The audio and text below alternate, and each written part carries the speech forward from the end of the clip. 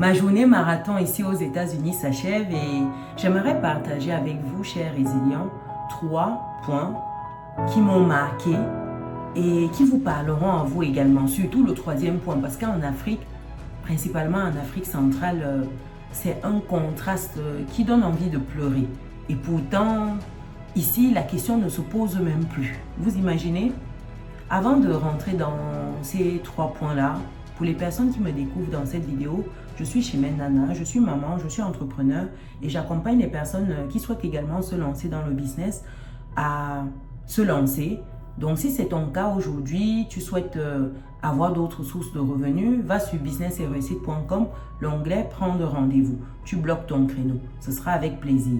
Et pour les personnes qui immigrent en Occident, vous avez ce livre-ci, Vivre et réussir en France, qui est disponible. Je vous invite à aller vous procurer votre exemplaire afin d'avoir les clés lorsque vous arrivez sur le territoire français. Et si ça fait un moment que vous y êtes déjà, ici vous aurez de quoi level up, c'est-à-dire comprendre comment fonctionnent les finances, comment vous pouvez mieux gérer votre argent, comment vous pouvez investir et sécuriser votre avenir et celui de vos proches. Le lien, il est disponible dans le descriptif de cette vidéo, également sur business-et-réussite.com. Et je dois également dire qu'il y a la chaîne Vivre et réussir en France qui a vu le jour après la sortie de ce livre. Je vous invite à aller vous abonner si vous souhaitez avoir des tips sur l'immigration.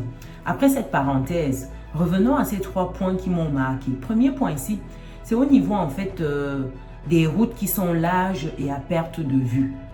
Je vous assure, quand vous êtes ici dans l'état du Texas, dans la ville de Dallas particulièrement, les routes sont gigantesques et larges. Vous avez des routes pour une voie par exemple, pour aller dans un sens, vous pouvez avoir jusqu'à 5-6 routes. Je ne sais pas si vous vous rendez compte, 5-6 lignes.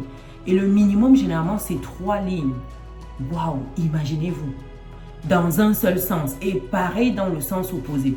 Et vous avez également de multiples échangeurs, autoroutes, mais ça va dans tous les sens. Vous voyez ça? Ça se croise, ça s'entrecroise et vous avez de multiples destinations. C'est juste bluffant, je vous assure. Et quand on voit ça, on se dit, à quand dans nos pays? Est-ce que nos dirigeants ne voient pas tout ça? Et je pense que ce trafic est aussi dense, ces routes sont aussi larges, denses, peut-être liées au réseau de transport en commun qui n'est pas très développé. Il y en a, attention, il y en a, mais c'est vraiment dans le cœur de Dallas, à Downtown, quand vous êtes au cœur même de Dallas. Mais quand vous vous éloignez un peu, vous êtes obligé d'avoir votre véhicule. Et même au cœur de Dallas, vous avez besoin de votre véhicule car il y a des zones où vous n'êtes pas forcément desservi. Et il y a également des horaires qui sont contraignants. Donc, ce réseau de routes est absolument bluffant. Je vous assure que quand vous y êtes, vous vous dites « Waouh, c'est fou ça ». Deuxième chose ici, c'est au niveau en fait du respect du code de la route. Oh, ça c'est... Je ne sais même pas comment expliquer. Quand vous êtes dans des pays comme le Cameroun où le feu rouge ne veut pas dire stop, les passages pour piétons sont ignorés, vous êtes là, vous voulez traverser la route, vous devez attendre des lustres ou alors vous engager au risque de vous faire percuter parce que les gars ne ralentissent pas. Vous imaginez, ici, lorsque vous voulez traverser la route, c'est-à-dire que quand vous avez l'intention, vous n'êtes même pas encore en train de traverser, vous avez l'intention de traverser, vous vous dirigez vers le passage piéton. L'automobiliste s'arrête très loin de vous. J'étais choquée. La première fois, je demande à la personne avec laquelle j'étais, qu'est-ce qui se passe? Pourquoi le gars il ralentit comme ça? Non, parce qu'on a le passage piéton là. Je vous assure, il s'arrête bien avant le passage piéton. Vous avez un espace immense entre lui et le passage piéton. Et quand vous passez, il prend encore du temps avant de s'engager. Et j'étais waouh. Première fois, je me suis dit, ouais, peut-être que lui, il exagère un peu. 2 fois, 3 fois, 4 fois, 5 fois. À chaque fois que nous avons traversé, c'était la même chose, chers résilients. Vous imaginez ça au Cameroun? Vous imaginez ça dans nos pays en Afrique? Ah là là, le piéton, il est ignoré. Ici, le piéton est roi. Et au niveau de la signalisation, quand il y a le feu rouge, les gens s'arrêtent bien avant. Mais, et puis, il y a la courtoisie au volant. Vous savez, quand vous roulez, vous laissez passer l'autre. Vous prenez, si l'autre veut rentrer dans la file, vous ralentissez. Si l'autre est en train de vous doubler, vous le laissez vous doubler, ainsi de suite. Ça dit que la courtoisie dans la conduite. Oh, c'est des choses que quand je vois, je me dis, mais on est à des années-lumière de tout ça. Ça dit que cette courtoisie-là, lorsque vous conduisez, c'est inexistant dans certains pays en Afrique. Mais inexistant. Vous vous demandez où les gars ont eu leur permis de conduire. Et généralement, on sait comment les permis de conduire s'octroient pour certaines personnes. Et on comprend comment ils conduisent aussi mal en fait. C'est fou. Je prends juste ces deux exemples là du passage piéton, des feux de signalisation pour que vous compreniez la ceinture de sécurité. Alors je n'en parle même pas. Nous, c'est juste pour la décoration dans le véhicule. Et limite, quand tu mets ta ceinture, on te dit que, ah, toi aussi, tu veux nous montrer quoi? Laisse ça, la ceinture ne sert à rien. C'est 2 minutes. C'est quelques minutes, on est arrivé. Vraiment. Troisième point ici, c'est l'absence de vieilles voitures. Oh, quand vous roulez dans la ville, je vous assure, les carcasses, les voitures d'il y a 50 ans, vous ne voyez pas ça dans la rue.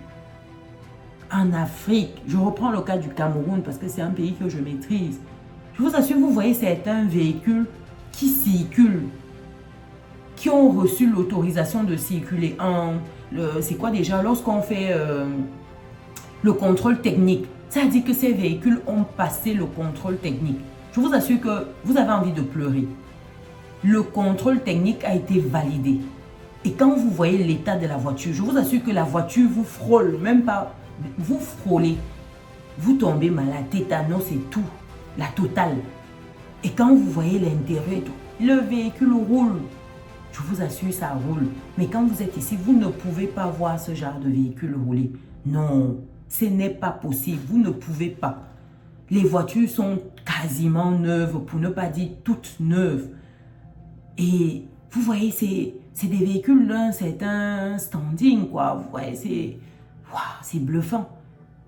Quand vous comparez un peu à ce que nous, on a, ça donne envie de pleurer. Pourquoi? Parce que nous, on reçoit toujours les véhicules d'un certain âge, les vieilles voitures. C'est quand c'est déjà usé un peu partout en Europe et tout, on envoie ça et c'est avec ça qu'on se bat, en fait.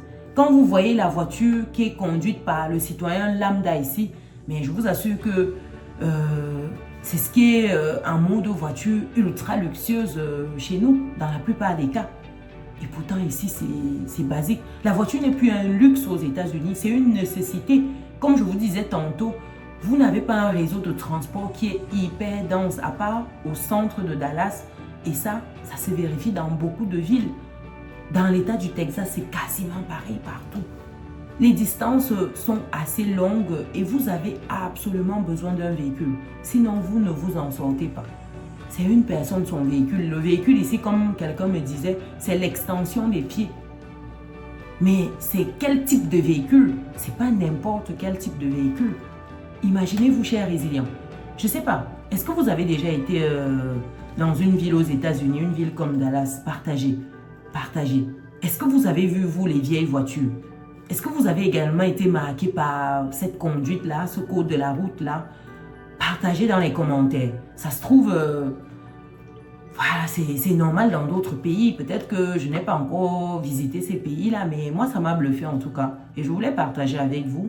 Pensez à mettre un pouce, un like, partagez. Quand c'est bien, il faut partager. En plus, c'est gratuit. C'est comme cela que vous soutenez. Nous, on se donne rendez-vous dans une prochaine vidéo. Ciao!